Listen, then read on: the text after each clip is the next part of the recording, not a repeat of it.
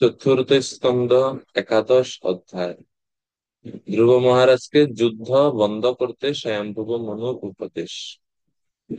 তো এই অধ্যায়ে গত অধ্যায়ে আমরা দেখলাম কিভাবে যক্ষদের সঙ্গে ধ্রুব মহারাজ পরাক্রমের সহিত যুদ্ধ করছিলেন, এবং এক পর্যায়ে যক্ষরা যুদ্ধ করতে অসমর্থ হয়ে পালিয়ে যাচ্ছিল, এবং তারা মায়াবী বা মায়া জালের দ্বারা বিভিন্ন মোহ সৃষ্টি করেছিল তারা।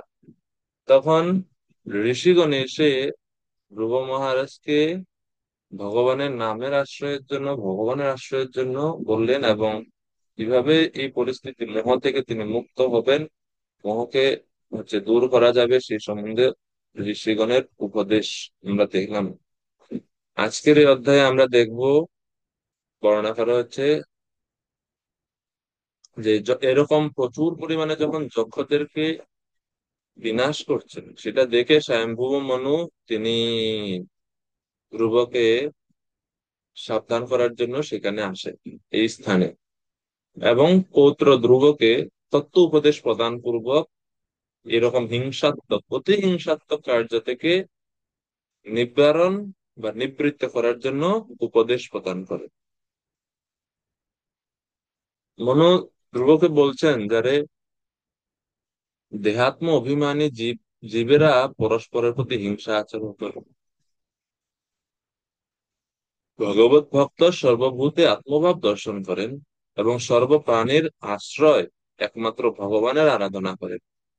তারা সকল জীবের প্রতি দয়া, শত্রুর প্রতি ক্ষমা, সর্বজীবের সমদর্শন প্রভৃতি সদাচার তারা পালন করে, এবং ভগবত প্রসন্নতা ক্রমে দেহবন্ধন হতে তারা এক সময় মুক্ত হয়, এবং আত্মতত্ত্ব বিচারে তারা সমস্ত জড় স্নেহ আসক্তি বা যে জড় যে সম্বন্ধ, যেমন ভাই, পিতা, মাতা ইত্যাদি থেকে তারা মুক্ত হয়।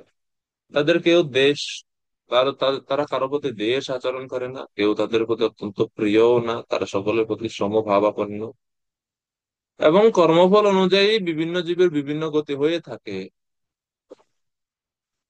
আহ তো সেজন্য তুমি যে এভাবে যক্ষ বংশকে ধ্বংস করার জন্য প্রবৃত্ত হয়েছো, সেটা তোমার পক্ষে ঠিক হচ্ছে না। এইভাবে স্বয়ম্ভুব মনু বিভিন্ন উপদেশ প্রদান করেন, এরপরে তিনি তার স্বস্থানে গমন করেন। এই হচ্ছে পুরো অধ্যায়ের সংক্ষেপে বর্ণনা। তো 1 থেকে 5 নম্বর শ্লোকে বর্ণনা করা হচ্ছে, ধ্রুব যক্ষদের মায়াজাল অতিক্রম করেন এবং তাদেরকে হত্যা করেন। শ্লোক নাম্বার 1 থেকে 5। যক্ষদের মায়াজাল অতিক্রম করেন এবং তাদেরকে হত্যা করেন। নারায়ণ অস্ত্র প্রয়োগ করছেন ধ্রুব মহারাজ, ভয়ঙ্কর অস্ত্র, অনেক শক্তিশালী অস্ত্র। 6 থেকে 14, যক্ষদের হত্যা না করার জন্য মনুর যুক্তি সমূহ। তখন ওই যে মনু আসেন, এসে তিনি যুক্তি প্রদর্শন করেন যে তোমার এই কারণে তোমার যক্ষদেরকে হত্যা করা উচিত নয়, কিন্তু যা করছো করছো। একজন যক্ষ তোমার ভাইকে হত্যা করেছে, তার বিনিময়ে তুমি এত যক্ষদেরকে কেন নিধন করছো? তারা সবাই কি দোষী? আরো যুক্তি দেখাচ্ছেন তিনি। 6 থেকে 14 বর্ণনা রয়েছে তার। 15 থেকে 26 নম্বর শ্লোকে বলা হচ্ছে, শ্রীকৃষ্ণকে সবকিছুর আদি কারণ হিসেবে উপলব্ধি।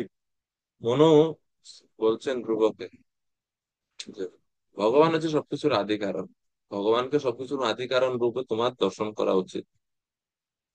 সর্বশেষ 27 থেকে 35 নম্বর শ্লোকে, এই শ্লোকগুলোতে বলা হচ্ছে, মনু বলছেন যে হে ধ্রুব, ক্রোধ পরিত্যাগ করো, ভগবানের প্রতি শরণাগত হও। এই বলে তিনি সেই স্থান ত্যাগ করেন। তখন ধ্রুব, কুবের আসেন সেখানে, যক্ষদের অধিপতি কুবের আসেন, কুবেরের সাথে ধ্রুব মহারাজের কথোপকথন হয়। এসব বর্ণনা শেষ অংশে রয়েছে। তো চলুন আমরা শুরু করি। শ্লোক নাম্বার 1 বা প্রথম শ্লোক। মৈত্রেয় উবাচ निशम्यगदतामेव ऋषीणां धनुषि ध्रुवः सन्ददे अस्त्र उपस्पृश्य यत्नारायण निर्मितम्। ভবানন্দ প্রভু কৃপা করে অনুবাদ করুন। হরে কৃষ্ণ। শ্রী মৈত্রেয় বললেন, হে বিদুর, ধ্রুব মহারাজ মহর্ষিদের অনুপ্রেরণাদায়ক বাণী শ্রবণ করে জল স্পর্শ করে আচমন করলেন এবং তারপর ভগবান নারায়ণের নির্মিত বাণ তার ধনুকে যুক্ত করলেন। ধন্যবাদ প্রভু। তো হরে মৈত্রেয় কৃষ্ণ। ঋষি বলছেন যে বিদুরজি, তারপর কি হলো, যে ধ্রুব যখন ঋষিদের কাছ থেকে অনুপ্রেরণা লাভ করলেন, তিনি জল স্পর্শ করে প্রথমে নিজে পবিত্র হলেন, আচমন করলেন, তারপর ভগবানের নির্মিত বাণ, ভগবানের নির্মিত বাণ হচ্ছে নারায়ণ অস্ত্র, সেটা তিনি তার ধনুকে যুক্ত করলেন। অত্যন্ত শক্তিশালী অস্ত্র, তিনি ধনুকে যুক্ত করলেন। শিলা প্রভুপাদ বলছেন যে সেটা ছিল নারায়ণাস্ত্র ধ্রুব মহারাজের সময়ে। আমাদের সময়েও আমাদের কাছেও ভগবান একটা অস্ত্র আছে, সেটা হচ্ছে সংকীর্তন যোগ অস্ত্র। সাঙ্গোপাঙ্গ অস্ত্র পার্ষদম। এই শ্লোক পারেন কেউ? প্রথমটা কিভাবে শুরু হয়? তো মাঝখানে অংশ দেওয়া আছে এই শ্লোক। সাঙ্গ সাঙ্গপাঙ্গস্ত্র পার্ষদ, এর প্রথম লাইন কি এই শ্লোকের?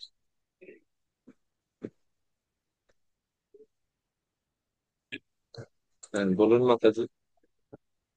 কৃষ্ণবর্ণ তৃষা কৃষ্ণং সঙ্গ পাঙ্গাস্ত প্রাসদম যজ্ঞৈ সুমেধ যজ্ঞৈ যজ্ঞৈ সংকীর্তন। সংকীর্তন প্রায়ৈ যজন্তি সুমেধস। কৃষ্ণ বর্ণম তিষা কৃষ্ণম। কৃষ্ণ বর্ণ, কৃষ্ণ বর্ণ, বর্ণ শব্দের অনেক অর্থ আছে। যেমন বর্ণ শব্দের অর্থ হচ্ছে অক্ষর। আমরা বলি না, স্বর বর্ণ, ব্যঞ্জন বর্ণ। বর্ণ শব্দের অর্থ অক্ষর হয়। বর্ণ শব্দের অর্থ চতুর্বর্ণকেও বোঝায়, ব্রাহ্মণ, ক্ষত্রিয়, বৈশ্য, শূদ্র। আবার বর্ণ শব্দের দ্বারা রংকেও বোঝায়। আমরা বলি না, ওই ব্যক্তির গায়ের বর্ণ এমন, শ্যামলা, ফর্সা বর্ণ। তো কয়টা হলো? তো কিন্তু এরকম তিনটা বর্ণ শব্দের এরকম বহু আরো কয়েকটা অর্থ আছে।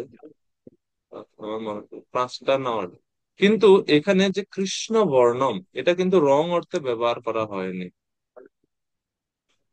কৃষ্ণ বর্ণম হচ্ছে অক্ষর অর্থে ব্যবহার করা হয়েছে। কৃষ্ণ বর্ণ মানে যে ভগবানের মুখে সবসময় কৃষ্ণ এই অক্ষর বিদ্যমান, সেই ভগবান কৃষ্ণ বর্ণম।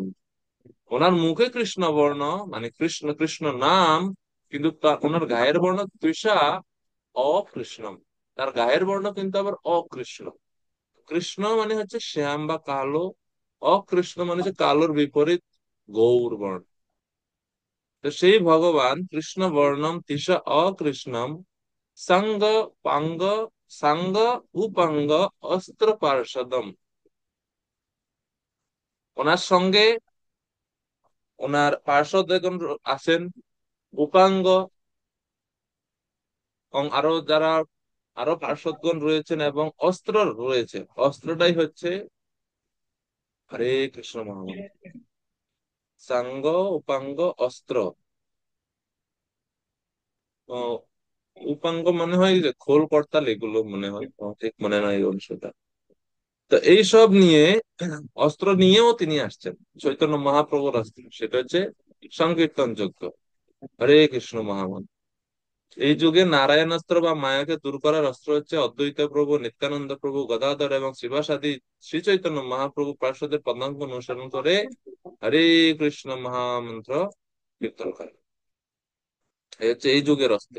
ধ্রুব মহারাজ মোহ থেকে যক্ষদের মোহ দূর করার জন্য নারায়ণ অস্ত্র প্রয়োগ করলেন। আমরা এই কলি যুগে কলির কলুষতা নাশ করার জন্য আমরা এই নাম সংকীর্তন রূপী অস্ত্রের আশ্রয় গ্রহণ করা উচিত, আমাদের গ্রহণ করতে হবে আমাদের।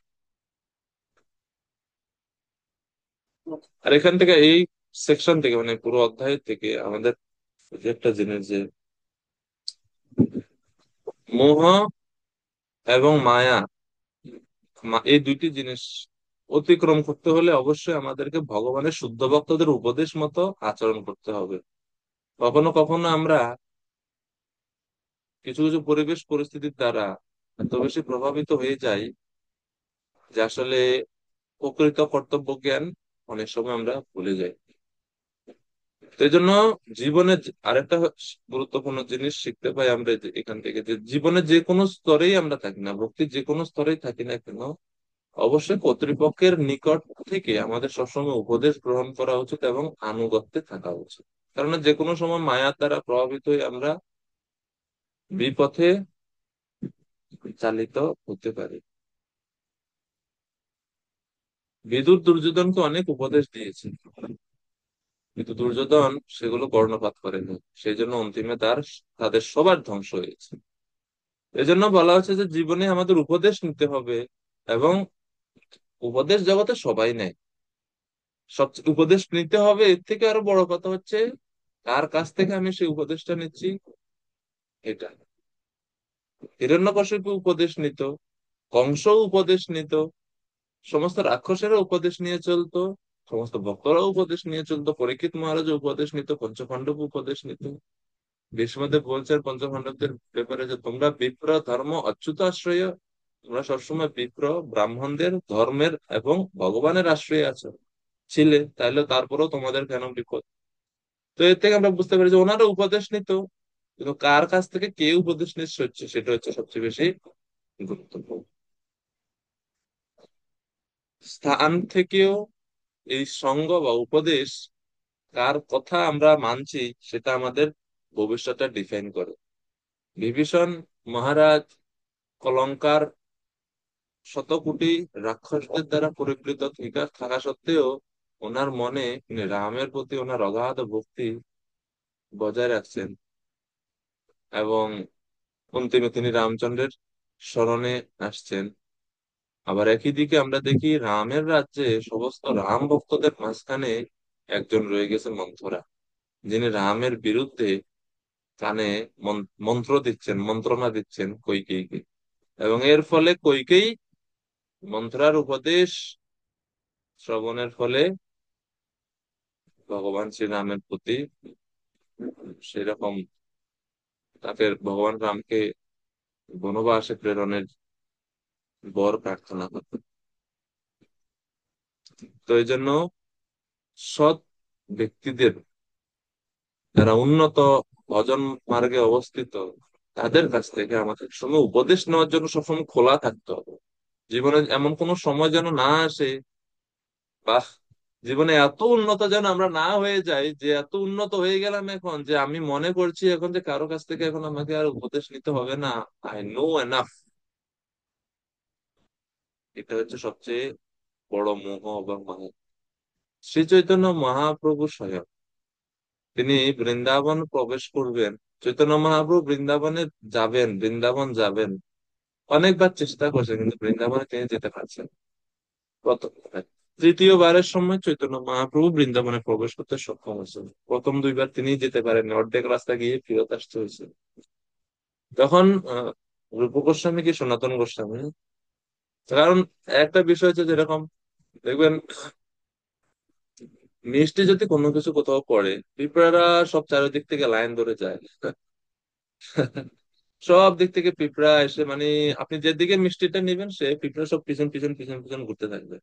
চৈতন্য মহাপ্রভু এইরকম, উনি যেখানে যায় পিছন পিছন সব লাখে লাখে ভক্ত ছুটতেছে ছুটতেছে ছুটতেছে। তো রূপ সনাতন ওনারা বলছেন যে অত বৃন্দাবন হচ্ছে নির্জন স্থান, মানে অত্যন্ত নির্জন নিরিবিলি স্থান, একান্তে সেখানে যাওয়া উচিত। আপনি এত মানুষ, এত ভক্তদেরকে নিয়ে বৃন্দাবনে কিভাবে প্রবেশ করবেন এবং বৃন্দাবনকে কিভাবে উপলব্ধি বা বৃন্দাবনের আনন্দ কিভাবে পাবেন, এই উপদেশ চৈতন্য মহাপ্রভু গ্রহণ করছে যে না, সনাতন যেটা বলছেন কারেক্ট, এত মানুষ নিয়ে বৃন্দাবনে যাওয়া যাবে না। মহাপ্রভু আবার ফেরত দিচ্ছেন যে সাথে একজন দুজন থাকবে। এত হাজার হাজার মানুষ নিয়ে বৃন্দাবনে গিয়ে কি বুঝবো? আমি সবকিছু তো উপলব্ধি করতে পারবো না, মানুষের ভিড় সব থেকে। চৈতন্য মহাপ্রভু তিনি পর্যন্ত is open to take any kind of advice. তো ধ্রুব মহারাজের এই যে অংশতে, যদিও ধ্রুব মহারাজ তিনি ভগবানের শুদ্ধ ভক্ত, ভগবানের দর্শন লাভ করেছেন, ভগবান ওনাকে আশীর্বাদও করেছেন সবকিছু, কিন্তু তারপরও আমাদের জন্য শিক্ষার জন্য এই অংশটা আমরা এইভাবে আমাদের শিক্ষাটা গ্রহণ করবো। এখন প্রশ্ন হচ্ছে, ঋষিরা পূর্বের শ্লোকে, মানে 10 নম্বর অধ্যায়ে শেষ শ্লোকে কি বলছেন ওনাকে? উত্তানপাদ ভগবান তব সাঙ্গ ধন্বা দেব क्षिणत्तु अवनतारति हरो विपक्षन् यन्नामधेय अभिधाय निशम्य चाद्धा लोकञ्जसः तरति दुस्तरमঙ্গ মুক্ত। যে ধ্রুব, পরমেশ্বর ভগবানের যিনি ভক্ত, তিনি ভগবান ভক্তদেরকে সমস্ত দুঃখ থেকে উদ্ধার করেন, তুমি তোমার শত্রুদের সংহার করো।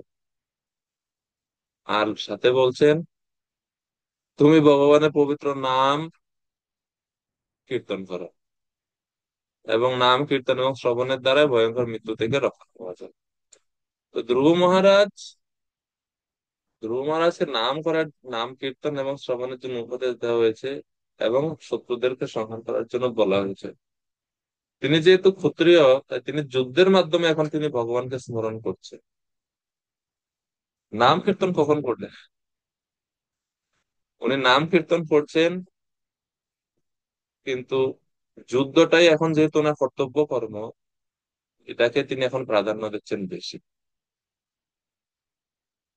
তো ভগবানের নারায়ণের নির্মিত সেই অস্ত্র তিনি ওনার ধনুকে যুক্ত করলেন এবং সেটা প্রয়োগ করলেন। শ্লোক নম্বর 2, সন্ধিয়মানে এতস্মিन् মায়া গুপ্যক নির্মিতা ক্ষিপ্রম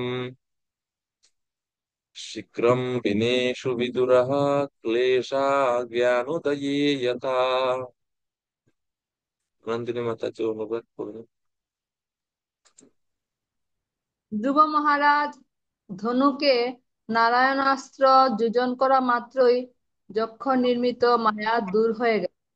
ঠিক যেমন পূর্ণরূপে আত্মতত্ত্বজ্ঞান লাভের ফলে সমস্ত জড়জাগতিক দুঃখ এবং সুখ দূর হয়ে যায়। হরি কৃষ্ণ। ধ্রুব মহারাজ ধনুকে নারায়ণাস্ত্র যোজন করা মাত্রই, মানে এখনো নিক্ষেপ করেনি, যোজন করছেন, তাদের সাথে সাথে যক্ষদের নির্মিত যে মায়া, এই যে আকাশ থেকে রক্ত পুজ শ্লেষা নির্গত হচ্ছে, বা এই যে ভয়ঙ্কর যে দৃশ্য সমূহ ছিল, দূর হয়ে গেল। ঠিক যেমন পূর্ণরূপে আত্মতত্ত্ব জ্ঞান লাভের ফলে সমস্ত জড়জাগতিক দুঃখ এবং সুখ দূর হয়ে যায়। তো কৃষ্ণ হচ্ছে সূর্য সম, মায়া হচ্ছে অন্ধকার, যাহা কৃষ্ণ তাহা নাই মায়ার অধিকার। তো কৃষ্ণ ভগবানের অস্ত্র, মানে ভগবান থেকে অভিন্ন। তো এই ভগবানের অস্ত্র নারায়ণ অস্ত্র, সেখানে প্রবেশের বা সেখানে আগমনের সাথে সাথেই সমস্ত প্রকার মায়া, যক্ষদের নির্মিত, যক্ষদের দ্বারা প্রভাবিত সে সমস্ত মায়া বিদূরিত হয়ে গেল। একই রকম ভাবে আমরা যখন ভগবানের নামের আশ্রয় গ্রহণ করব, নামের আশ্রয়ের ফলেও আমরা সমস্ত প্রকার অজ্ঞানতা, কলুর কলিযুগের প্রভাব থেকে আমরা মুক্তি পাবো।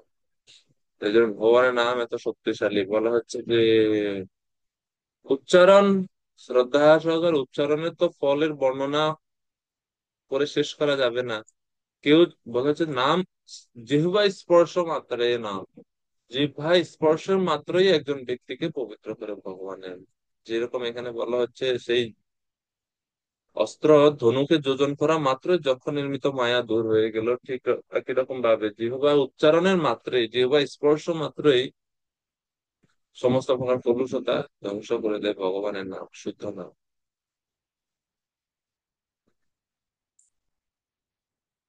শ্লোক নম্বর 3,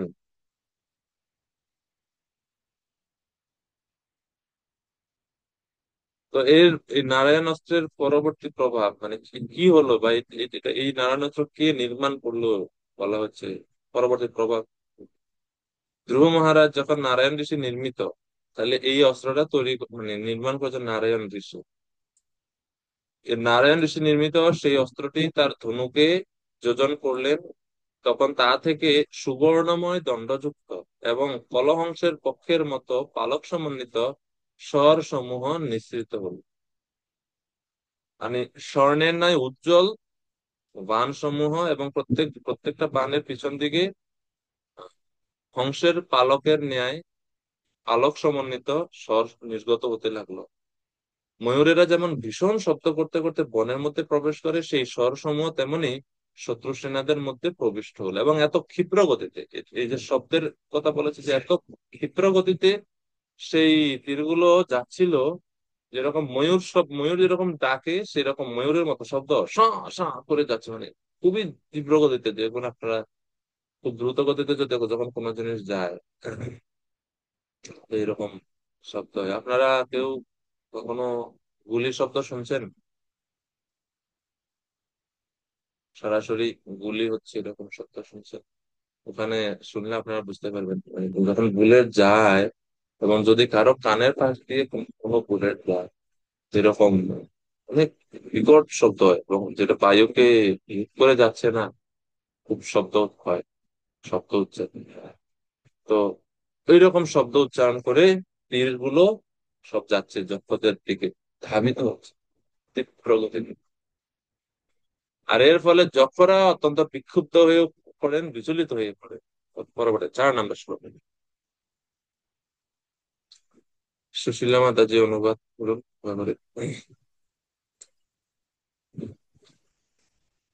হ্যাঁ, হরে কৃষ্ণ প্রভু, প্রণাম প্রভু। হরে কৃষ্ণ। প্রভু, আহ, চারের চারের অনুবাদটা তো। হ্যাঁ হ্যাঁ। হ্যাঁ। সেই সমস্ত তীক্ষ্ণ ধারবান শত্রু সৈন্যদের বিচলিত করেছিল, যারা প্রায় মোহিত যারা প্রায় মূর্ছিত হয়ে পড়েছিল। কিন্তু যুদ্ধক্ষেত্রে অন্য অনেক যক্ষ তাদের অস্ত্র শস্ত্র উত্তোলন করে মহাক্রোধে ধ্রুব মহারাজকে আক্রমণ করার জন্য তার প্রতি ধাবিত হলো। সর্প যেমন ফনা উন্নত করে গরুরের দিকে ধাবিত হয়, সমস্ত যক্ষ সৈনিক সৈনিকেরাও সেইভাবে তাদের অস্ত্র উত্তোলন করে ধ্রুব মহারাজকে পরাস্ত করার জন্য তার প্রতি ধাবিত হয়েছে। কৃষ্ণ। ধন্যবাদ মাতাজি। তো বলা হচ্ছে যে যখন এভাবে যক্ষরা অত্যন্ত বিক্ষুব্ধ হয়ে পড়ে এই বাণ সমূহের দ্বারা, অনেকে তো মূর্ছিত হয়ে পড়লো সেই বাণের আঘাতে। আবার কিছু কিছু যোদ্ধারা তাদের অস্ত্র উত্তোলন করে অত্যন্ত ক্রোধের সহিত তারা ধ্রুবকে আক্রমণের জন্য ধাবিত হতে লাগবে। উদাহরণ দিয়ে বোঝাচ্ছে, যেমন সাপ যেমন ফনা উন্নত করে গরুরের দিকে ধাবিত হয়, সেখানে সাপকে তুলনা করা হয়েছে যক্ষদের সঙ্গে, আর গরুরের সঙ্গে তুলনা করছে ধ্রুব মহারাজ এবং ধ্রুব মহারাজের নিক্ষিপ্ত নারায়ণ অস্ত্র।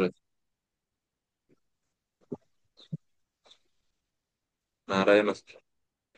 তো সেই রকম ভাবে যক্ষ সৈনিকরাও সেইভাবে তাদের অস্ত্র উত্তোলন করে ধ্রুব মহারাজকে পরাস্ত করার জন্য তার প্রতি ধাবিত হলো।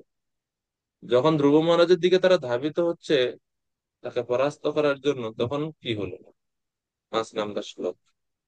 ধ্রুব মহারাজ যখন দেখলেন যে যক্ষরা তার দিকে এগিয়ে আসছে, তৎক্ষণাৎ তিনি তার বাণের দ্বারা তাদের খন্ড খন্ড করেছিলেন। তাদের শরীর থেকে বাহু, পা, মাথা, পেট আলাদা করে তিনি সেই যক্ষদের সূর্যমণ্ডলের উপরে স্থিত ব্রহ্মলোক প্রদান করেছিলেন, যা কেবল সর্বোত্তম ঊর্ধ্বরে তা ব্রহ্মচারীরাই প্রাপ্ত হয়েছে। এখন যখন ধ্রুব মহারাজের দিকে তারা আসছিল, ধাবিত হচ্ছিল, তখন ধ্রুব মহারাজ তার অস্ত্র নিক্ষেপ করে তাদের প্রত্যেকটা অঙ্গ প্রত্যঙ্গ কেটে দিচ্ছে শরীরের, আলাদা আলাদা ভাবে হাত, পা, মাথা, পেট, উদর সব আলাদা আলাদা ভাবে এরকম ছেদন করছে। এবং যখন তারা মৃত্যুবরণ করছে, তারা মৃত্যুর পরে তাদের গতি কোথায় হলো? বলা হচ্ছে তারা সবাই ব্রহ্মলোক প্রাপ্ত হয়েছে। যে ব্রহ্মলোক কারা প্রাপ্ত হতে পারে? যারা ঊর্ধ্বরেতা ব্রহ্মচারী, যারা সারা জীবন নৈষ্ঠিক ব্রহ্মচর্য পালন করে সাধন ভজন করেন, শুধুমাত্র তারাই এই লোকে যেতে পারে, তারাই এই লোকে যাওয়ার যোগ্য। ঊর্ধ্বরেতা, যারা ঊর্ধ্বরেতা ব্রহ্মচারী, যাদের বীর্য কখনো স্খলিত হয়, তারা। কিন্তু এই এত উন্নত বা এই যে এত গুণ সম্পন্ন স্থান, সেখানে তাদেরকে, যক্ষদেরকে প্রেরণ করতে লাগলেন ধ্রুব মহারাজ তাদেরকে হত্যা করে। তো প্রভুপাদের জন্য তাৎপর্য বলছে, শুদ্ধ ভক্তদের হাতে নিহত হলেও সেটা একটা লাভ, বিশেষ এক লাভ। প্রভুপাদ বলছেন, অভক্তদের পক্ষে ভগবান বা তার ভক্তদের দ্বারা নিহত হওয়া মঙ্গলজনক। ধ্রুব মহারাজ নির্বিচারে যক্ষদের সংহার করেছিলেন, কিন্তু তারা তার হাতে নিহত হওয়ার ফলে সেই লোক প্রাপ্ত হয়েছিলেন যা কেবল ঊর্ধ্বরেতা ব্রহ্মচারীরাই প্রাপ্ত হয়। তো নিঃসন্দেহে যক্ষরা সবাই এরকম গুণ সম্পন্ন ছিল না, কিন্তু যেহেতু তারা ধ্রুব মহারাজের হাতে নিহত হচ্ছে, সেজন্য তারা এত উত্তম গতি প্রাপ্ত হচ্ছিল। পরমেশ্বর ভগবান অথবা তার ভক্ত যদি বধ করেন কাউকে, তাহলে যিনি নিহত হন তার পক্ষে মঙ্গল হয়। ভগবান অথবা ভক্তদের দ্বারা বধের তুলনায় তথাকথিত জড়জাগতিক অহিংসার নিতান্তই নগণ্য। বলা হচ্ছে, এমনকি এমনকি যখন কোনো রাজা অথবা রাজ্য সরকার কোনো হত্যাকারীকে বধ করে, তার ফলে হত্যাকারীর লাভ হয়, কারণ তার ফলে সে তার সমস্ত পাপ কর্মের ফল থেকে মুক্ত হয়ে যেতে পারে, আর মৃত্যুর পরে তাকে নরকে গিয়ে শাস্তি ভোগ করতে হয় না অত। কেননা অধিক শাস্তিটা সে এই জগতে থেকে থাকা অবস্থাতেই রাজা তাকে দিয়ে দিল, মৃত্যুদণ্ড বা এই সমস্ত বিষয়। এই জন্য ভগবত ভক্তিতে আমাদের যুক্ত হওয়া উচিত। ভগবানের ভগবান বিষ্ণুর, শিবজি থেকে বিষ্ণুর যে অধিক 5টি গুণ, তার মধ্যে একটা গুণই হচ্ছে এটা যে হতাহারি গতি দায়ক। তিনি যখন তার শত্রুকে বিনাশ করেন, শত্রুকে বিনাশ করেন, বিনাশ করার পর মাধ্যমে তিনি তাদেরকে উত্তম গতি প্রদান করেন। এটা ভগবানের গুণ বা বৈশিষ্ট্য। তো ভগবানের এই গুণের সঙ্গে ভক্তদেরও এই গুণটা আছে, ওনারা মুক্তি না হোক, মানে উত্তম লোকে তাদেরকে প্রেরণ করেন। এই বিশেষ বিষয়টা আছে। প্রভুপাদের জন্য বলছেন, হরিম বিনা ন স্মৃতিম তরন্তি। শ্রীকৃষ্ণের কৃপা ব্যতীত কেউই মুক্তি লাভ করতে পারে না। ভগবানের শ্রীকৃষ্ণের কৃপা অবশ্যই লাভ করতে পারে। মুক্তি প্রদাতা সর্বেশাম বিষ্ণুরেব ন সংশয়। মুক্তি একমাত্র ভগবান শ্রী বিষ্ণুই প্রদান করতে পারেন, অন্য কেউ নয়। এবং আরো বলা হচ্ছে যে কেউ যখন ভগবানের কাছে মুক্তি চায়, ভগবান সহজে সেই মুক্তিও দিয়ে দেয়, কিন্তু ভগবান ভক্তিযোগ প্রদান করে না সহজে। মুক্তি দদাতি করিচিত স্মর ভক্তি যোগ। তো এই সব বিষয়ে রয়েছে বর্ণনা।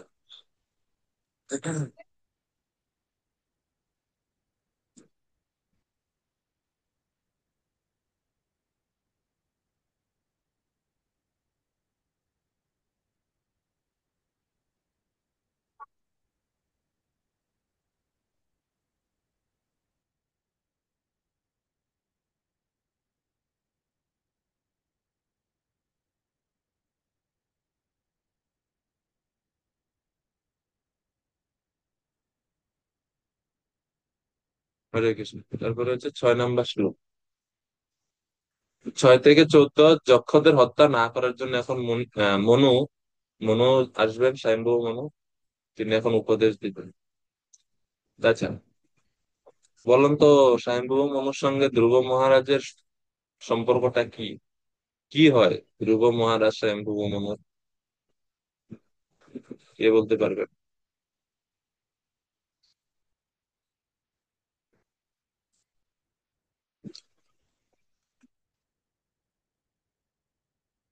ভবানন্দ প্রভু। দাদু নাতি সম্পর্ক। কিভাবে একটু বলেন তো প্রভু, দাদু নাতি কিভাবে? কারণ স্বয়ংভুবমনুর পুত্র হচ্ছে তো ওই যে উত্তানপাদ, আর উত্তানপাদের পুত্র হচ্ছে ধ্রুব মহারাজ, তাহলে তো দাদু নাতির সম্পর্ক হবে না? নাতি যখন একটু ভুল ভাল কিছু করে, তখন দাদু যেরকম এসে উপদেশ দেন, এই পিচ্ছি, এরকম কেন করছিস, তো ঠিক হচ্ছে না। তো এইরকম স্বয়ম্ভু মনু দাদু তো নাতিকে এসে ঠিক করছে। তান হন্যমানান বিভিক্ষ গুহ্যকা অনাগসচ্চিত্র রথেন ভূরিশাঃ औत्तानपादिं कृपया पितामहो मनुज मनु जगाद उपगत सहर्षिबি। তো যখন স্বয়ম্ভু মনু দেখলেন এই খবরটা সব দিকে ছড়িয়ে পড়েছে যে এত ভয়ঙ্কর যুদ্ধ হচ্ছে, নারায়ণের অস্ত্রের মতো, নারায়ণ অস্ত্র মানে সচরাচর প্রয়োগ করা হয় না যুদ্ধ ক্ষেত্রে, ক্ষত্রিয়রা এটা প্রয়োগ করে না সহজ, এটা প্রয়োগ করাটা অনেক কঠিন, এবং প্রয়োগ করার ক্ষেত্র সবসময় তৈরি হয় না। এটা যখন একেবারে অন্তিম স্টেজ বা খুব শক্তিশালী প্রতিপক্ষ হয় তখনই এটা প্রয়োগ করা হয়। যেমন এই শিব, আমরা দশম স্কন্ধে বর্ণনা করেছে যে নরকাসুরের সঙ্গে যখন ভগবানের যুদ্ধ হয়, তো নরকাসুরের সঙ্গে, নরকাসুরই তো মনে হয় না, নরকাসুরের পক্ষ হয়ে শিব আসছে যুদ্ধ করার জন্য বিষ্ণুর বিপক্ষে, তখন সে নিক্ষেপ করছে শিব জড়াস্ত্র, ও বিষ্ণু নিক্ষেপ করছে বিষ্ণু জড়াস্ত্র, মানে দুইটা, মানে এগুলো ভয়ঙ্কর ভয়ঙ্কর অস্ত্র সমূহ, এগুলো ব্রহ্মাস্ত্র থেকে আরো বেশি শক্তিশালী। এবং প্রভাত বলছেন না যে এক একটা ব্রহ্মাণ্ডকে ধ্বংস করার মতো শক্তি রাখে এক একটা ব্রহ্মাস্ত্র, এত শক্তিশালী, তার থেকেও শক্তিশালী নারায়ণ অস্ত্র। এবং এই যে শিব জ্বর বিষ্ণু জ্বর এই সমস্ত অস্ত্র শস্ত্র সমূহ অত্যন্ত শক্তিশালী। এবং যেহেতু মন্ত্রপুত, দেখেন শাস্ত্রে বলা হয়েছে যে শব্দ থেকে জগতের উৎপত্তি, শব্দ হচ্ছে সমস্ত জড় ব্রহ্মাণ্ডের জড় সৃষ্টির মূল একবারে হচ্ছে শব্দ। আর মন্ত্রও এক প্রকার শব্দ। এই মন্ত্র শক্তির দ্বারা যখন এই বিশেষ অস্ত্রসমূহ তৈরি করা হতো, এগুলো মানে পারমাণবিক বোমা থেকেও মানে আরো বেশি দ্রুত গতিতে এবং কম সময়ের মধ্যে ধ্বংসকার্য সম্পন্ন করতে পারতো, এত শক্তি সম্পন্ন। আমরা এটা এই সম্বন্ধে আমাদের বাস্তবিক মানে এত আর বিস্তারিত আমাদের কাছে তথ্য নেই, কিন্তু এরকম আমরা বিভিন্ন শাস্ত্রের বর্ণনা থেকে জানতে পারি। যেহেতু এগুলো মন্ত্রপুত, এগুলো কোনো স্থূল অস্ত্র ছিল না, মন্ত্রপুত অস্ত্র ছিল। তো তো এই জন্য স্বয়ংবাবু মনু এখন এসে, উনি ওনার কাছেও খবর গেছে যে আরে আপনার নাতি তো খুব যুদ্ধ করছে। বলছে কি হলো, যুদ্ধ করছে মানে কেন যুদ্ধ করছে? এই যে দেখেন যক্ষদের পুরো বংশই ধ্বংস করে দিচ্ছে সে, হত্যা করে নারায়ণ অস্ত্র প্রয়োগ করে দিছে, আপনি জানেন না? তখন স্বয়ম্ভু মনু দৌড়ে আসছে, বলছে আরে বাপরে, তাকে থামাইতে হবে, এখন পিতা নাই তো, উত্তানপাত নাই, উত্তানপাত তো গৃহত্যাগ করে চলে গেছেন, এখন দাদু এসে উপদেশ দিচ্ছে। সদ উপদেশ দিয়েছিলেন, আর উপদেশ গ্রহণও করেছিলেন ধ্রুব। এটাই হচ্ছে ভুল আমরা করতে পারি, কিন্তু জ্ঞানের লক্ষণ হচ্ছে তিনি যদি ভুল করেন সেটা তিনি স্বীকার করেন এবং উপদেশ গ্রহণ করে ভুল সংশোধন করেন। ভুল করাটা মানে অস্বাভাবিক কিছু না, কেননা জড় জগতে আছি, ভুল হতেই পারে।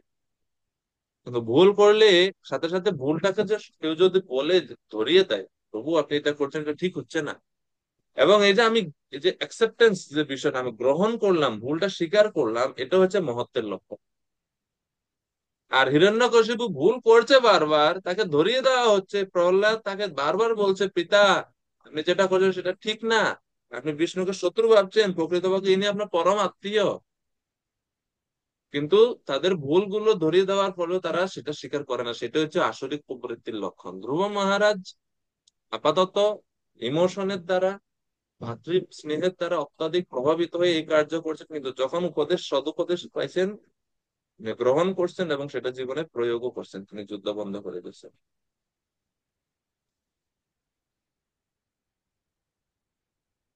তো প্রভুপাদ বলছেন এখানে যে যক্ষদের দোষ ছিল, তারা উত্তমকে হত্যা করছে। প্রকৃতপক্ষে একটি মাত্র নাগরিক তার ভ্রাতা উত্তমকে হত্যা করার অপরাধে অপরাধী ছিল, তারা সকলে নয়, অর্থাৎ পুরো যক্ষ বংশ তো অপরাধী ছিল না, ছিল একটা, কারণ একজনই ধ্রুবকে হত্যা করছে। কিন্তু ধ্রুব মহারাজ সেজন্য এক কঠোর পদক্ষেপ নিয়েছিলেন, যুদ্ধ ঘোষণা করেছিলেন, এবং প্রবল সংগ্রামও হচ্ছিল তখন। এবং এই যে একজনের দোষে সবাইকে দণ্ড দেওয়া, এটা মানব জাতির পিতা মনু অনুমোদন করেননি, এবং তাই এই কার্য থামানোর জন্য এবং মানে নিরপরাধী যক্ষ নাগরিকদেরকে হত্যা থেকে বাঁচানোর জন্য তিনি আসছেন সেখানে। মনুরুবাচ অলম বৎসাতি রোষেণ তমোদারেণ পদ্মনা येन पुण्य जनान् एतान् অবধি অনাগস। শুভময় প্রভু কৃপা করে অনুবাদ করুন।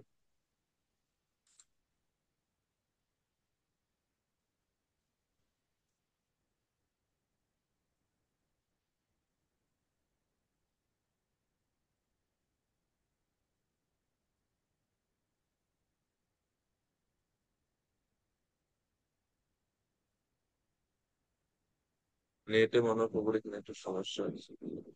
যাক আমি পড়ি। শ্রী মনু বললেন, হে বৎস, এই যুদ্ধ বন্ধ করো। অলম অলম, উনি আসার আগে দূর থেকে বলছেন, অলম, যথেষ্ট হয়েছে, যথেষ্ট হয়েছে, বন্ধ করো, এখনই বন্ধ করো, এই যুদ্ধ দরকার নাই, এখনই বন্ধ করো, তাড়াতাড়ি বন্ধ করো। এটা নিরর্থক, অনর্থক ক্রুদ্ধ হওয়া সমীচীন নয়।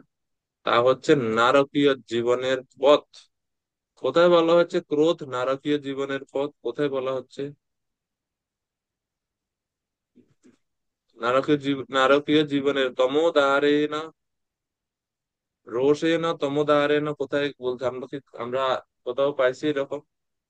ক্রোধ হচ্ছে আহ, নরকীয় জীবনের পথ, মনে আছে আপনাদের?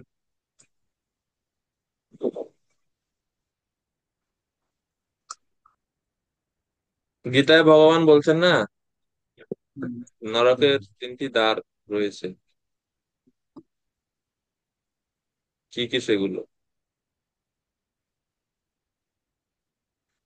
ত্রিবিধম নরকস্যেদম দ্বারম নাশনমাত্মনঃ काम क्रोधस्तथा लोभ तस्मादेतत्त्रयम् त्यजेत्। ত্রিবিধম নরকস্য ইদম দ্বারম নাশনম আত্মনঃ। নরকের দ্বার ত্রিবিধ, 3টি: কাম, ক্রোধ এবং লোভ। সেই জন্য মনু বলছেন ক্রোধ নরকীয় জীবনের পথ। প্রকৃতপক্ষে যারা অপরাধী নয় সেই সমস্ত চক্ষুদের হত্যা করে এখন তুমি তোমার সীমা অতিক্রম করছো। এটা আর একটা গুরুত্বপূর্ণ জিনিস, যে we should know our limit.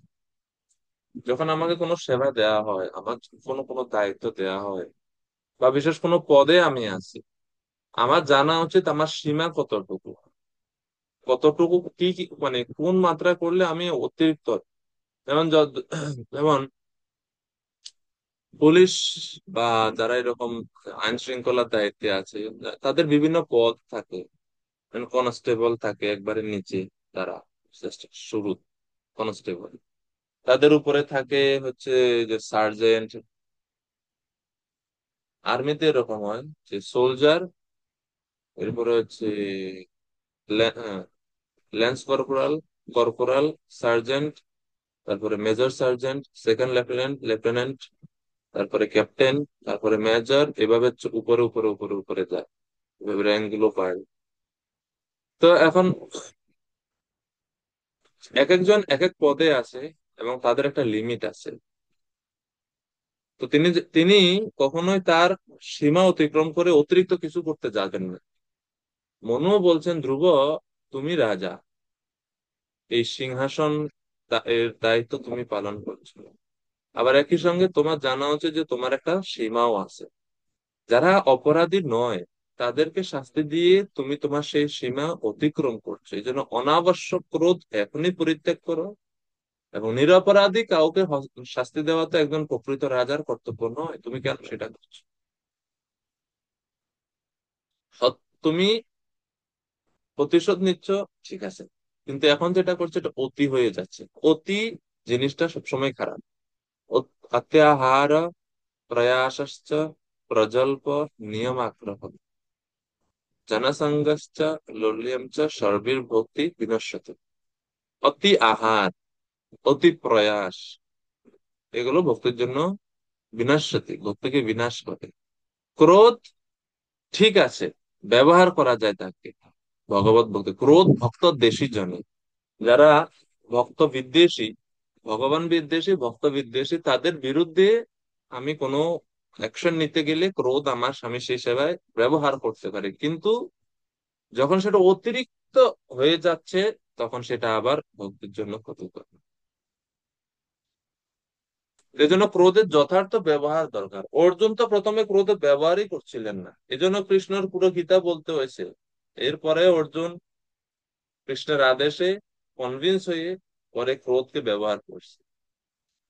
আবার আমরা দেখি হনুমানজি, তিনি হচ্ছেন ক্রোধের আদর্শ ব্যবহার দেখিয়েছে। তিনি গিয়েছেন লঙ্কায়, যখন ওনার লেজে আগুন দেওয়া হয়েছে, সেই আগুন দিয়ে তিনি পুরো লঙ্কা পুরি দহন করে ওনার ক্রোধের দ্বারা বলা হচ্ছে যে তিনি সীতা মাতাকে এভাবে কষ্ট দেওয়া হচ্ছিল, রাম প্রভু শ্রী রামচন্দ্রকে এভাবে কষ্ট দিচ্ছিলেন যে হনুমান এত ক্রোধান্বিত হয়েছে রাক্ষসদের প্রতি, মনে হচ্ছিল এই পুরো লঙ্কা আগুনে পুড়ছেন, এটা হনুমানের ক্রোধে পুড়ছে। এবং হনুমানের মিশনের মানে ওই যে যাত্রা, উনি কিন্তু যাননি লঙ্কাপুরি দহন করার জন্য, কিন্তু ক্রোধের বশে তিনি সেই কার্য করেছিলেন, এবং সেটা কিছু অনুচিত তিনি করেননি, এটা যথার্থ করেছিলেন। আবার একই সঙ্গে তিনি ক্রোধান্বিত হয়েছেন ঠিকই, কিন্তু ক্রোধের দ্বারা বশীভূত হননি, এটা হচ্ছে সবচেয়ে বেশি গুরুত্বপূর্ণ। ক্রোধকে আমরা আমাদের ব্যবহার করতে হবে, ক্রোধ যেন আমাদেরকে ব্যবহার না করে। হ্যাঁ, আমরা ক্রোধের প্রভু হওয়া উচিত, মানে যতটুকু মাত্রা ব্যবহার করতে হবে ঠিক ততটুকু, কাজ হয়ে গেছে আর লাগবে না। হনুমান যে কি করলেন, তিনি সব রাক্ষসদের যে সমস্ত আবাসস্থল, তাদের যে সমস্ত দোকানপাট সব জ্বালাই দিচ্ছেন, কিন্তু আবার একই সাথে তিনি, ওনার এই জ্ঞান ছিল, উনি অশোক বনে অগ্নি আহ যুক্ত করেননি, আগুন লাগায়নি সেইখানে। অশোক বন মানে যেখানে মাতা সীতা ছিলেন সেই দিকে তিনি যাননি। তো এর এর দ্বারা বোঝা যাচ্ছে যে তিনি ক্রোধের দ্বারা বশীভূত হননি, তিনি ক্রোধকে ব্যবহার করেছেন। অতিরোষ, তো অতিরোষ খারাপ। অতিরোষে না না চক্ষুষা, অতিরোষ অত্যন্ত ক্রোধ আমাদেরকে অন্ধ করে ফেলে, যে সেই জন্য কর্তব্য অকর্তব্য আমরা সেই সময় ভুলে যাই। অন্ধ হয়ে গেলে যেরকম মানুষ বুঝতে পারে না কোনটা সমান জায়গা কোনটা গর্ত জায়গা, এবং সে পরবর্তীতে মানে অ্যাক্সিডেন্টের সম্মুখীন হয়, অতিরোষের ফলে প্রভাবিত হওয়ার ফলে আমরা একই রকম ভাবে এভাবে ভক্তি জীবন অ্যাক্সিডেন্টের সম্মুখীন হয়। তো সেজন্য এই বিষয়ে খুব সাবধানতা অবলম্বন করা উচিত, আমরা এই বিভিন্ন বর্ণনা থেকে মত হচ্ছে। এরপরে যখন ভগবান শ্রী রামচন্দ্র সমুদ্রের উপরে ব্রিজ তৈরি করে এখন বরুণদেব জায়গা দিচ্ছেন, তখন প্রভু শ্রী রামচন্দ্র মানে এত ক্রোধান্বিত হয়েছেন, ওনার ক্রোধের ফলে মানে উনি তীর অলরেডি নিয়ে নিছেন যে আজকে পুরো সমুদ্র শুকিয়ে ফেলবো। তখন সাথে সাথে বরুণদেব কাঁপতে কাঁপতে এসে বলতে, প্রভু ক্ষমা করে দেন, আসলে আপনি যদি এই ব্রিজ নির্মাণ করেন তাহলে হয়তো প্রাণীদের, জলজ প্রাণীদের সমস্যা হতে পারে, এই জন্য আমি আসিনি, আমি আপনার মহিমা পূর্ণরূপে অবগত হতে পারিনি, ইত্যাদি ইত্যাদি বলে তিনি ভগবানের কাছে ক্ষমা ভিক্ষা করেন। তো এইভাবে ক্রোধ। তারপরে আমরা দেখি জগাই মাতাইয়ের লীলায় চৈতন্য মহাপ্রভু এত ক্রোধান্বিত হয়েছেন যে মহাপ্রভু অস্ত্র নিবেন না, অস্ত্র আনেননি, অন্য সমস্ত অবতারে ওনার অস্ত্র শস্ত্র ছিল, কিন্তু এই কলিযুগে তো ওনার কোনো অস্ত্র নাই, তিনিও অস্ত্রকে আহ্বান করছেন জগাই মাতাইকে বধ করার জন্য। তো ক্রোধান্বিত হয়েছে, কেননা ওনার ভক্তকে আঘাত করছে, ওনার ভক্তকে প্রহার করছে জগাই মাতা, সেই জন্য। তো এভাবে ক্রোধের সঠিক ব্যবহার, আমার পরিসীমা উভয় আমরা দেখতে পাচ্ছি। তো ক্রোধ যেন আমাদের উপরে মাস্টারি না করে। We should know how to use, and we should know where to stop it. কোথায় আমাদের থামা উচিত সেটাও আমাদের জানা উচিত, এবং কতটুকু মাত্রায় ব্যবহার করব সেটাও আমাদের জানা। তো ধ্রুব মহারাজের ওই জায়গাতে উনি একটু অ্যাকসেপ্ট করছেন, তিনি অতিরিক্ত অতিরোষ প্রয়োগ করছেন, এবং এই যে নিরপরাধ ব্যক্তিকে যখন হত্যা করা হয় তখন সেটা নরকের পথ উন্মুক্ত করে, যেটা ধ্রুব মহারাজ করছিলেন। তো প্রবাদ বলছেন, ক্ষত্রিয়দের হত্যা করতে অনুমতি দেওয়া হয় কেবল রাষ্ট্রের আইন এবং শৃঙ্খলা বজায় রাখার জন্য, অকারণে হত্যা করা অথবা হিংসা করার অনুমতি তাদের কখনো দেওয়া হয় না। একজন সৈনিক সে কাউকে গুলি করতে পারে কখন, যখন যখন আইন শৃঙ্খলার অবনতি হয়, এবং একই সঙ্গে সঙ্গে যখন উপর থেকে সিনিয়ররা অর্ডার দেয় যে তুমি ফায়ার করতে পারো, উপর থেকে যদি অর্ডার না থাকে তাহলে যতই খারাপ পরিস্থিতি হোক সে গুলি করতে পারবে না। আবার আইন আছে যখন প্রাণ রক্ষার হুমকি আসে বা সে এমন পরিস্থিতি যে প্রাণ রক্ষা করতে পারছেন না, তখন তিনি আবার মানে ফায়ার করতে পারেন। তো এই সমস্ত বিধিবিধান আছে। তো ক্ষত্রিয় রাজাকে অনুমতি দেওয়া হয় হত্যার জন্য, তা শুধুমাত্র রাষ্ট্রের আইন সুরক্ষা রাখা মানে বজায় রাখার জন্য এবং শৃঙ্খলা বজায় রাখার জন্য। বিনা কারণে রাজার খেয়াল হচ্ছে খুশি ভাল লাগছে না উনি হত্যা করে, মানে কাউকে যে কাউকে হত্যার আদেশ দিতে পারে না, সেটা অন্যায়। এই জন্য মনোনিষেধ করছেন ধ্রুবকে। মনুর আইন অনুসারে এই প্রকার যুদ্ধ অত্যন্ত পাপপূর্ণ। অধিকন্তু সভ্য দেশগুলো অনর্থক নিরীহ পশুদের হত্যা করার জন্য বহু কসাইখানা খুলেছে। কোন রাষ্ট্র যখন শত্রুর দ্বারা আক্রান্ত হয় তখন যে নাগরিকরা ব্যাপকভাবে সংহার হয়, তার কারণ তাদের পাপ কর্মের ফল বলে বুঝতে হবে, সেটি হচ্ছে প্রকৃতির নিয়ম। তো অনর্থক নাগরিক হত্যা, এই প্রসঙ্গে প্রভুপাদ এখন এখানে পশু হত্যার কথা বলছেন, যেহেতু পশুরাও প্রাণীরাও একটা রাজ্যের একজন রাজার প্রজা, যেহেতু তারা ওই রাজ্যে জন্মগ্রহণ করছে, প্রকৃষ্ট রূপে তারাও জন্মগত, তাদের সুরক্ষার দায়িত্ব রাজার হাতে। তো সে রাজা যদি অনর্থক এভাবে, যেটা এখন বর্তমান বিশ্বে দেখা যাচ্ছে, কসাইখানা খোলা হচ্ছে, বড় বড় কসাইখানা গুলো যেখানে অটোমেটিক মেশিন রয়েছে, মানে মুহূর্তের মধ্যে হাজার হাজারকে বধ করা, যে বধ করে মানে হত্যা করে প্রাণীদের হত্যা করে প্রক্রিয়া করা যায়, এরকম এরকম অত্যাধুনিক স্বয়ংক্রিয় মেশিন তৈরি হচ্ছে। তো প্রভুপাদ বলছেন এটা হচ্ছে পাপ। আর এই যে বিভিন্ন প্রাকৃতিক দুর্যোগ গুলো দেখা দেয়, এর প্রাকৃতিক দুর্যোগ সমূহের মূল কারণ হচ্ছে এই যে অনর্থক নিরীহ পশুদের হত্যা করা হচ্ছে, তার পাপের ফলে মানুষকে এত কষ্ট স্বীকার করতে হয়। তো মনু বলছেন পরবর্তী 8 নম্বর শ্লোকে যে তোমার এই কাজ আমাদের বংশের জন্য উপযুক্ত নয় এবং গুণী ব্যক্তিদের দ্বারা এটা নিন্দিত। গুণীজন এটাকে স্বীকৃত করে না, এক হচ্ছে আমাদের বংশের জন্য এটা উপযুক্ত না, কারণ আমাদের বংশে কেউ এটা করেনি। তো কোন রাজা আমাদের বংশে কেউ নিরর্থক এভাবে প্রাণী মানে নাগরিকদেরকে হত্যা করেনি। তো এটা উপযুক্ত নয়। আর যারা গুণীগণ বা যারা পণ্ডিতগণ তারা এই কার্যের অনুমোদনও দেয়নি, সেজন্য তোমার বন্ধ করা উচিত, এই যে যুক্তি দেখাচ্ছে। তো এই যে মনু বলছেন বংশের কথা, আর আমাদের জন্য সেটা আমাদের আমাদের বংশ বলতে আমাদের গুরু পরম্পরা। তো সেই জন্য আমাদের এমন ভাবে ভক্তি অনুশীলন করা উচিত, এমন ভাবে প্রচার করা উচিত যাতে আমাদের গুরু পরম্পরা, অর্থাৎ আমাদের যেটা প্রকৃত বংশ, অচ্যুত গোত্র বংশীয়, আমাদের যারা পূর্বতন মহাজনেরা, তারা যেন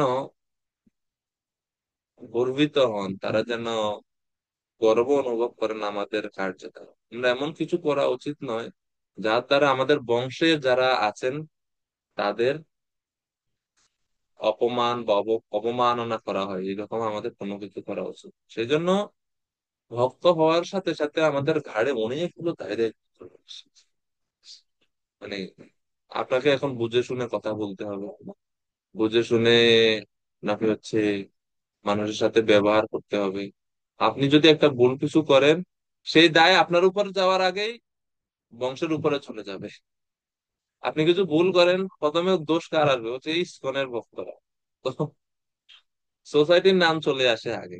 আর আপনার যদি কেউ ভালো কিছু করে, তাও সোসাইটির মহিমা হয় যে ইসকনের এই প্রভুরা এরকম করছে, গৌরাঙ্গ প্রভুরা সারা বিশ্বে কত ভালো ভাবে অনেক বড় বড় কার্যগুলো তারা করছেন। তো প্রশংসা হচ্ছে, সবাই ইসকনকে চিনছে ওনাদের মাধ্যমে, চিনছে। তো মহিমা বৃদ্ধি হচ্ছে, বংশের জন্য উপযুক্ত। কিন্তু কেউ যদি খারাপ কোনো কার্য করে, সেটা আমাদের এই গৌড়ীয় বৈষ্ণব পরম্পরার জন্য উপযুক্ত হবে না। তা এই মনু বলছেন ধ্রুবকে আমাদের বংশের জন্য তোমার এই কার্য উপযুক্ত নয়, সেজন্য তোমার যুদ্ধ বন্ধ করা উচিত না। अस्मत्कुल उचितम तात कर्म एतत् सत् विगर्हितम् বধো যদু বধ যৎ উপদেবানাম আরব্ধতে অকৃতা এন সাম। হে পুত্র, তুমি যে নির্দোষ যক্ষদের বধ করছো তা মহাজনদের দ্বারা স্বীকৃত হয়নি। আমাদের পন্থা হবে মহাজন ইয়ে না গতাহ সব পন্থা, মহাজনদের পদাঙ্ক অনুসরণ করে, কিন্তু তোমার এই কার্য মহাজনরা স্বীকৃতি করেন, এবং তা আমাদের পরিবারের উপযুক্তও নয়। কারণ ধর্ম এবং অধর্মের নিয়ম সম্বন্ধে তোমার অবগত থাকার কথা। ধ্রুব, তুমি ভগবানকে দর্শন করছো, তুমি একজন যোগ্য রাজা, তো ধর্ম কি অধর্ম কি সেই সম্বন্ধে তো জ্ঞান থাকতে হবে। তুমি কেন উপদেবতাদেরকে এইভাবে নিধন করার জন্য প্রবৃত্ত হয়েছে? উপদেবতা মানে যক্ষরা, তারা পূর্ণ দেবতা না, তারা হচ্ছে দেবতা থেকে একটু নিম্ন শ্রেণীর, এই জন্য বলা হচ্ছে উপদেবতা। উপদেবতা, তো সেজন্য ভক্তিযোগ অনুশীলন কিভাবে করতে হবে, ভক্তি অনুশীলন করলে আমাদের উন্নতি হবে, তার জন্য রূপ গোস্বামী বলছেন উপদেশামৃততে। তা কেউ বলতে পারবেন এই শ্লোক? ভক্তি প্রসিদ্ধি হয় কোন কোন নিয়ম পালন করলে? রূপ গোস্বামী বলছেন চৈতন্য উপদেশামৃত গ্রন্থে।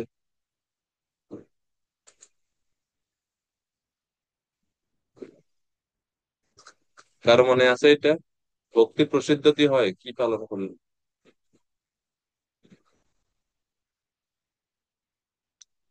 আনন্দিনী মাতাজি বলবেন। उत्साहात् निश्चात् धूर्तात् तत्तत्कर्म प्रवर्तनात्। সঙ্গত্যাগাৎ শতো বৃত্তে সর্বির্ভক্তি প্রসিদ্ধতি।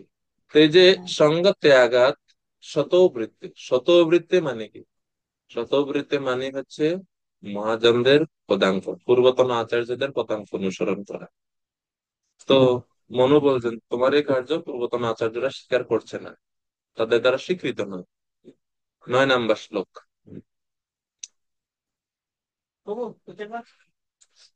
ভবানন্দ প্রভু কৃপা করে 9 নম্বর শ্লোক।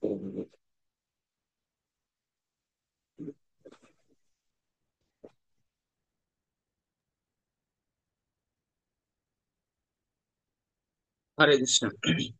হে বৎস, তুমি যে তোমার ভ্রাতার প্রতি অত্যন্ত স্নেহশীল এবং যক্ষের হাতে তার মৃত্যুতে তুমি যে অত্যন্ত মর্মাহত হয়েছো তা বোঝা যাচ্ছে। কিন্তু বিবেচনা করে দেখো, একজন মাত্র যক্ষের অপরাধে তুমি অন্য কতজন নির্দোষ যক্ষকে হত্যা করেছো। হরে কৃষ্ণ। তো মনু এখানে সুন্দর একটা তার এটা শিখেছে, যখন আমরা কাউকে কারেকশন করতে যাই, কাউকে উপদেশ দিতে যাই, প্রথমে তার সঙ্গে আমার একটা সম্পর্ক স্থাপনের দরকার, মানে ইমোশনাল বন্ডিং দরকার। মনু প্রথম বলছেন আমি বুঝতে পারছি ধ্রুব, তুমি কতটুকু কষ্ট অনুভব করছো, তোমার ভাইকে, অত্যন্ত স্নেহের ভাই, একমাত্র ভাই অন্যায়তে, তাকে তুমি হারিয়েছো। আমি বুঝতে পারি তোমার কষ্টটা, এবং আমিও একই রকম, কেননা আমারও তো নাতি না, তো আমিও সেই রকম কষ্ট অনুভব করছি। হুম। তুমি তোমার ভ্রাতার প্রতি, তোমার ভাইয়ের প্রতি তোমার কত স্নেহ আছে আমি সেটা জানি, এবং তুমিও সেটা বোঝা উচিত যে আমার নাতি সে, তো আমিও কষ্ট পাচ্ছি। আর যক্ষরা যখন তাকে বধ করছে তুমিও কত কষ্ট পাচ্ছ আমি বুঝতে পারছি। এই যে বলার মাধ্যমে তিনি ধ্রুব মহারাজের মনে একটা জায়গা করে নিচ্ছেন, সিম্পেথি তৈরি করছেন, যে না, দাদু তো আমার আমার ভাবটা বুঝতে পারছেন। এর ফলে ধ্রুব মহারাজের মনে মনুর কথার প্রতি বা মনুর উপদেশের প্রতি আরো একটু মনোযোগ আসছে, আর একটু শ্রদ্ধা আসছে। যোগাযোগ মানে কানেকশন না থাকলে, কানেক্টিভিটি তৈরি না হলে উপদেশ হজম করানোটা বড় কঠিন হয়ে যায়। হুট করে আপনি কি এটা করবো এটা করবো এটা করবো, আর দূর আমি আপনার কথা কেন মানবো। কিন্তু এই যে মনুর এই কাজটা, এই যে কৌশলটা অত্যন্ত শিক্ষণীয়। আমি বুঝতে পারছি তোমার ইমোশন, কিন্তু একটু বিবেচনা করে দেখো না। তো তিনি এখন এটা লিবারেল ভাবে তিনি বিচার করার দায়িত্বটা এখন, প্রথমে তিনি বলছেন এটা তোমার উচিত হয়নি, এখন এই বিচারের দায়িত্বটা দিয়ে দিচ্ছেন ধ্রুব মহারাজের কাছে। তুমি একটু বিচার করে দেখো তোমার মতে কি, তুমি তো একজন মানে একজন আদর্শ রাজা, তুমি একটু বিচার করে দেখো না যে একজনের অপরাধে এতজন নির্দোষকে হত্যা করা কি ঠিক হচ্ছে? এর ফলে তিনি এখন ধ্রুব মহারাজের চিন্তার শক্তিকে, সৎ চিন্তার শক্তিকে এখন তিনি জাগ্রত করার জন্য এই প্রশ্নটা করছেন যে তুমি তুমি চিন্তা করে দেখি ঠিক হচ্ছে কিনা। আমি তো এটা হচ্ছে আরেকটা জিনিস, যে যখন আমরা বিপদে পড়ি বা কোনো পরিস্থিতির মধ্যে পড়ি, আমাদের চিন্তা শক্তিটা প্রভাবিত হয়ে যায় মোহের দ্বারা, মায়ার দ্বারা, স্নেহের। কিন্তু একজন প্রকৃত যিনি মানে মেন্টর, উপদেশ প্রদাতা, মন্ত্রণা প্রদর্শন মানে প্রদান করেন, তিনি কি করেন, তিনি আমাদের মধ্যে আমাদের যে বিচারবোধটাকে জাগ্রত করার চেষ্টা করেন, যেটা মনু এখানে করছে। তিনি ধ্রুব মহারাজের প্রকৃত বিচারবোধকে জাগ্রত করেন, তুমি একটু বিচার করে দেখো না। আমি জানি তুমি ভ্রাতৃবৎসল, আমি জানি তুমি অভিতপ্তে না মর্মাহত হয়েছে, কিন্তু তারপরে এই জিনিসটাও তুমি একটু বিচার করে দেখো।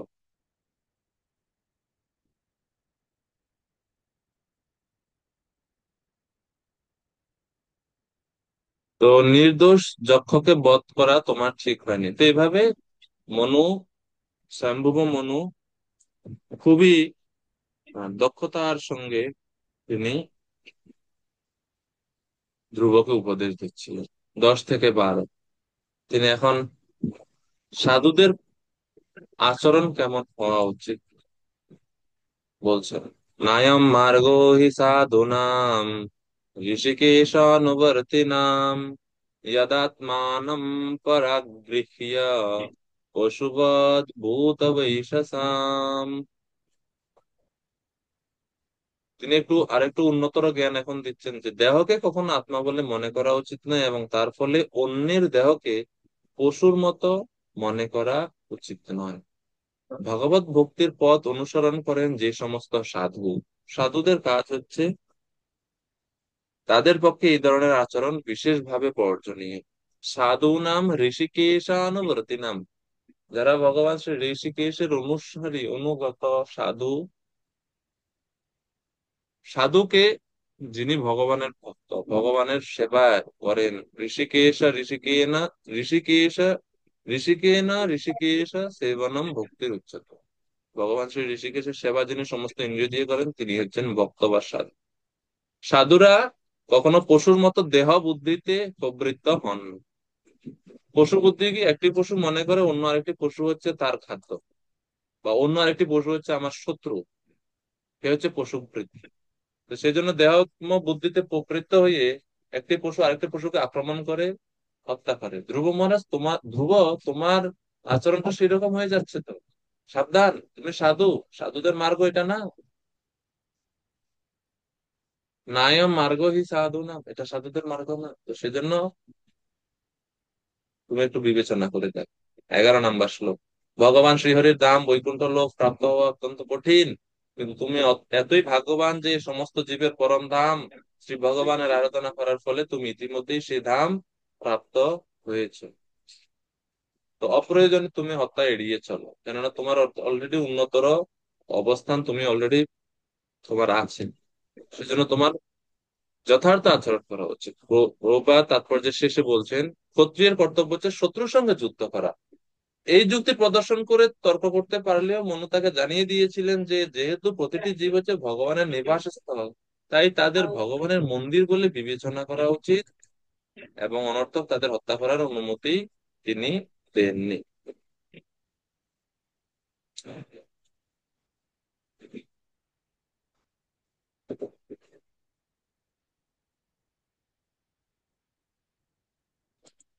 এখন 12 নম্বর শ্লোকে মনু বলছেন যে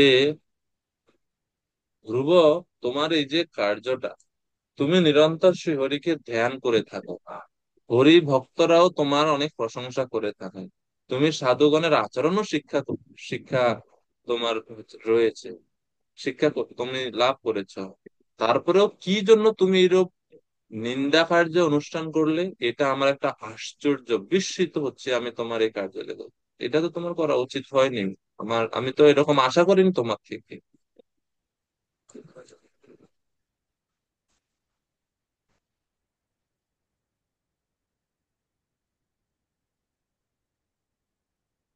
হরের অনুধ্যাত যেহেতু তুমি ভগবানের শুদ্ধ ভক্ত, তাই সর্বদা তোমার কথা ভগবান সর্বদা তোমার কথা চিন্তা করে, এবং তুমি তার অন্তরঙ্গ ভক্তদেরও মান্য, মানে যারা ভগবানের ভক্ত তারাও তোমাকে মান্যতা করে। তোমার জীবন হচ্ছে আদর্শ আচরণের নিমিত্ত, তোমার জীবন, তোমার ভক্তদের জীবন হচ্ছে আদর্শ আচরণের জন্য।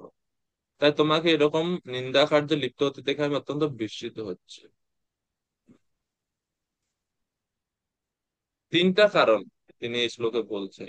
তুমি ভগবানের শুদ্ধ ভক্ত, ভগবান তোমার কথা চিন্তা করে, প্রথম কারণ। দ্বিতীয়ত, তুমি নারদ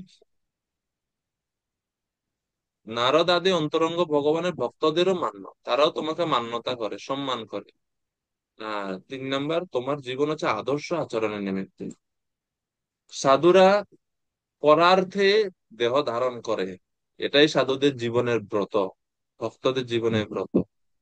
সাধু বলতে আমি বোঝাতে চাচ্ছি না শুধু যারা মন্দিরে থাকে তারা।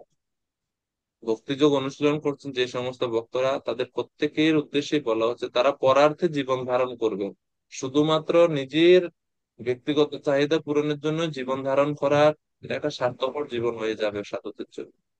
পরার্থে জীবন মানে যে তারা এমন ভাবে আচরণ করবেন পরকে শিক্ষা দেওয়ার জন্য, আবার একই সঙ্গে তারা প্রচারও করবেন। উভয় দরকার। তো মনো এই এই বিষয়গুলো মনে করিয়ে দিচ্ছেন ধ্রুবকে। এমন না যে ধ্রুব জানেন না, ধ্রুব জানেন, কিন্তু এগুলো মনে করিয়ে দিচ্ছেন। এই একটা জিনিস খুব গুরুত্বপূর্ণ। অনেকে মনে করে, বা আমরা অনেক সময় মনে করি যে আমি তো এখন অনেক সিনিয়র, আমি অনেক দিন ভক্তি জীবন যাপন করছি, এখন আবার আমাকে কারো কাছ থেকে উপদেশ নিতে হবে নাকি? আমি তো অলরেডি এখন অনেক কিছু জানি। কিন্তু জীবনের এমন এমন কিছু পরিস্থিতি পরিবেশ আসে, আপনি সব জানেন, আপনি সব তত্ত্ব কথা জানেন, তো তারপরেও সেই উপযুক্ত সময়ে সেই উপযুক্ত চিন্তাটা ওই উপযুক্ত সময়ে আপনার উপযুক্ত ভাবে আপনার কাছে আসবে না, আপনার মাথায় সেটা আসবে না। এই জন্য জীবনে প্রত্যেকটা অবস্থাতে একজন পরামর্শদাতার দরকার, একজন শুভাকাঙ্ক্ষী, একজনের আনুগত্যে থাকাটা খুব বেশি গুরুত্বপূর্ণ, অনেক গুরুত্বপূর্ণ। কেননা আমরা সবসময় আমাদের বুদ্ধি আমাদের সহায়ক হয় না। সেজন্য কেউ যখন এসে আমাদেরকে মনে করিয়ে দেয়, এই যে মনে করিয়ে দেওয়াটা হচ্ছে সবচেয়ে বেশি গুরুত্বপূর্ণ। হনুমানের অনেক শক্তি ছিল, অপার শক্তির অধিকারী হনুমান, কিন্তু সমস্যা হচ্ছে ভুলে যায়। তিনি ভুলে গেছে, ঋষিদের অভিশাপে ভুলে গেছে হনুমান যে আমার যে এত শক্তি আছে। জাম্ববান কি করলেন, হনুমান তুমি এখনো বসে আছো গালে হাত দিয়ে, ভগবান শ্রী রামচন্দ্রের সেবার জন্য তোমার যে জীবন এবং তোমার সেই সক্ষমতাও আছে, তুমি কেন উঠে দাঁড়াচ্ছ না এবং সীতা মাতাকে খোঁজার জন্য সমুদ্র অতিক্রম করছো না? এইভাবে জাম্ববান হনুমানের ভিতরে যে সুপ্ত জ্ঞান ছিল, সুপ্ত শক্তি ছিল, সেটা মনে করিয়ে দিচ্ছে। এই হচ্ছে সবচেয়ে গুরুত্বপূর্ণ। এই এই বিষয়টা মনে করিয়ে দেওয়াটা, যে সাধুদের আচরণ তো এটা নয়, এই হরিবোল কি করছেন আপনি, না না সাধুদের তো আচরণ এমন হওয়া উচিত না, আপনি তো এরকম করতে পারেন না। এই মনে করিয়ে দেওয়ার ফলে ধ্রুব মনে চিন্তা করেন, হ্যাঁ হ্যাঁ আমি কি করছিলাম, আসলে তো আমার এটা করা ঠিক হয়। তো এই যে মনে করিয়ে দেওয়া, একজন জাস্ট বলাটাই অনেক কিছু। কিন্তু যখন আমরা এরকম মিথ্যা অহংকারের দ্বারা অহংকারী হয়ে যাই, আরে আমার আবার কার দরকার, আমি তো সব জানি, আরে আমি ভালো ভালো করে জানি, আমি এগুলো সব জানি, ভক্তি তত্ত্ব আমাকে আবার কে শিখাতে পারে, ভক্তি শাস্ত্রী ভক্তি বিভাগ সব হয়ে গেছে আমার, কারো উপদেশের দরকার নাই। আমি ভগবানকে দর্শন করছি, ভগবান আমাকে গিফটও দিয়েছেন, আবার আমার কি দরকার আছে? না, ঠিক না। প্রভুপাদ তাৎপর্যে 12 নম্বর শ্লোকে তাৎপর্য বলছেন, স্বয়ংভু মনু সেই কথা ধ্রুব মহারাজকে মনে করিয়ে দিয়েছিলেন, তুমি কেবল ভগবানের শুদ্ধ ভক্তই নও, ভগবানের অন্যান্য সমস্ত শুদ্ধ ভক্তরা তোমাকে মান্য করে। এখন তোমার যে আচরণ, এটা দেখলে পরে ভক্তরা তোমাকে মান্য করবে না তো? আর যারা নবীন ভক্তরা আছে তারাও তোমাকে অনুসরণ করে পরে বিপদগামী হবে। তোমাকে ভক্তরা মান্য করে এটাও তোমাকে জানতে হবে। তোমার আচরণ অন্যকে অনুসরণ করে সেটাও তোমার বোঝা উচিত। তোমার এই আচরণ পরবর্তী সময়ে মানুষ এটাকে আদর্শ আচরণ মনে করে, সবাই এরকম অহৈতুকী হিংসা প্রদর্শন করবে, এই জন্য তোমার এটা করা উচিত না। লোক শিক্ষার জন্য তোমার সেটা করা কখনো উচিত না। এটা আরেকটা গুরুত্বপূর্ণ দিক। ভগবানের করণীয় কিছু নাই, কিন্তু কৃষ্ণ তারপরেও করেন, কর্মাণি আনিয়াস্য ভব অভবস্যতে দুর্গা শ্রেয়থারি ভায়াত পলায়নম, এরকম বিভিন্ন কার্য করেন ভগবান, যদি ওনার কার্য করার কিছু নাই।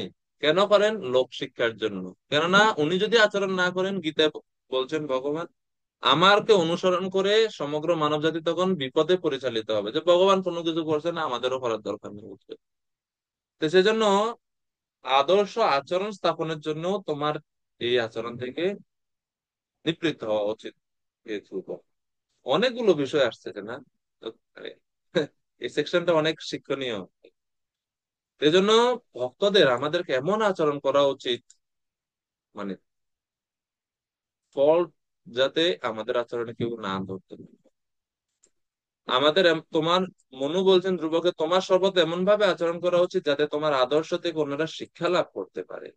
অতএব এটা অত্যন্ত আশ্চর্যের বিষয় যে তুমি এতগুলি নির্দোষ যক্ষকে হত্যা করেছো।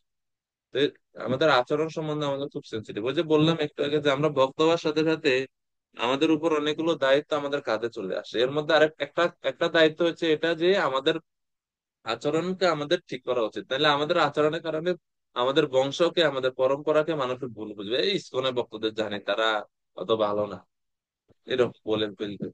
তো তারা পরস্পরের সাথে মারামারি করে, ঝগড়া করে, এরকম তারা চিন্তা মানুষ কমেন্ট করতে পারে।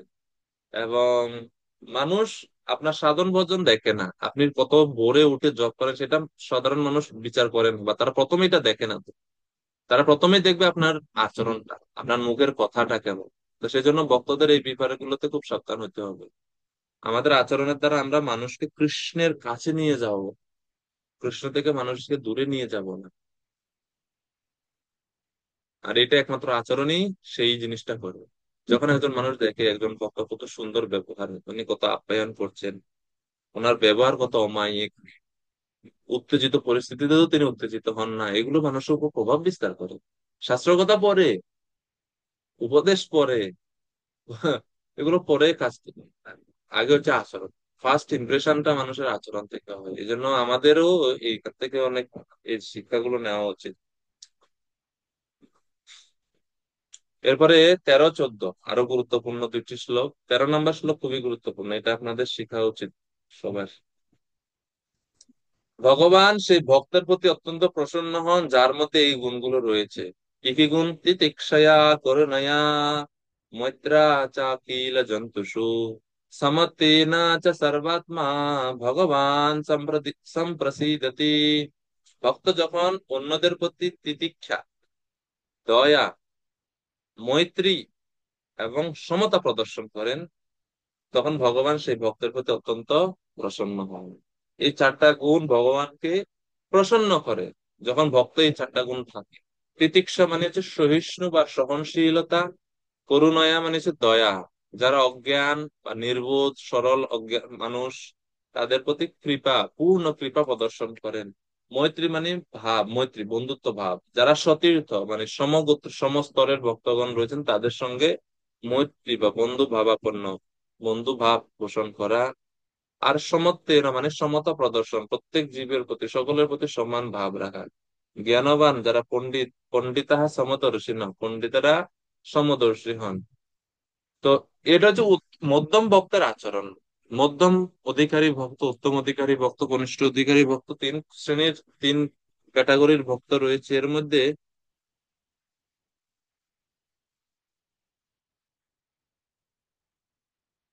মধ্যম অধিকারী ভক্তর মধ্যে ভক্তের আচরণে তিনি হচ্ছেন বিচার করেন, বিচার করে তিনি আচরণ করেন।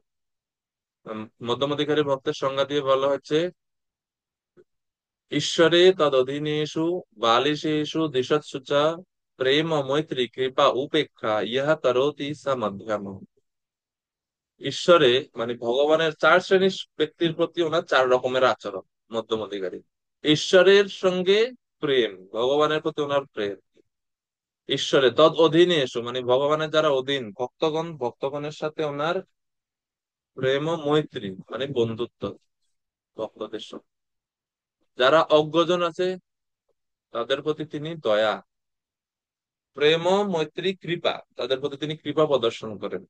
ঈশ্বরে ততদিনে সে বালিশ, বালিশ মানে হচ্ছে যারা অজ্ঞজন, সাধারণ মানুষ কৃষ্ণ ভক্তের সম্বন্ধে জানে না, তাদের প্রতি তিনি কৃপা প্রদর্শন করেন। আর যারা ভগবত বিদ্বেষী, দ্বিষ মানে দ্বেষ করে যারা ভগবান এবং ভগবানের প্রতি, তাদের প্রতি ভক্ত উপেক্ষা, তাদেরকে তিনি উপেক্ষা করে চলেন। এ হচ্ছে মধ্যমতিকারী ভক্ত, ভক্তের আচরণ। প্রবাদে 3 শ্রেণীর ভক্তের কথা তাৎপর্যে বলছেন। মৈত্রী ভাব দরকার। তো এই 4টা গুণই সব খুব গুরুত্বপূর্ণ। 14 নম্বর, সম্প্রসন্নে ভগবতী পুরুষ প্রকৃতই গুণই বিমুক্ত জীব নির্মুক্ত ব্রহ্ম নির্বাণম রিচ্ছতি। কেউ যখন প্রকৃতপক্ষে পরমেশ্বর ভগবানকে প্রসন্ন করেন, তিনি তার জীবদ্দশাতে স্থূল ও সূক্ষ্ম জড় অবস্থা থেকে মুক্ত হয়ে, মানে জীব নির্মুক্ত, মুক্ত হয়ে যান। এইভাবে জড় প্রকৃতির সমস্ত গুণ থেকে মুক্ত হয়ে তিনি অন্তহীন চিন্ময় আনন্দ বা ব্রহ্ম নির্বাণ তিনি প্রাপ্ত হন। তো এই সমস্ত গুণের দ্বারা ভগবান প্রসন্ন হন।